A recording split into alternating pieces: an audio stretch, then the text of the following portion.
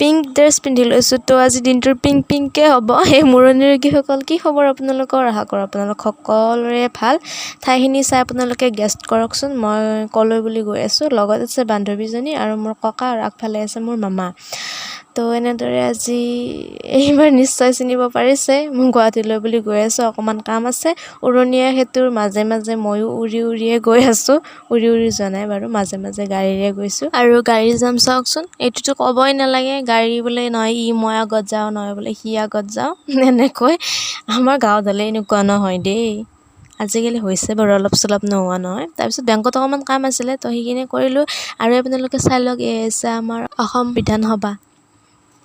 ময়ো দেখা নাছিলোঁ, আজি প্ৰথম দেখা পাইছোঁ। তো ভাবিলওক আপোনালোককো দেখা, আৰু বিল্ডিংবোৰ দেখা পাইতো ভালেই লাগিছে। আমাৰ গাঁৱত বাৰু এনেকুৱা নাই। এয়া হৈছে চেণ্ট্ৰেল মল, তাৰপিছত এয়া হৈছে আয়ংকৰ ভৱন। আৰু এনেদৰে গাঁৱলীয়া মানুহে অকণমান টাউনত ঘূৰি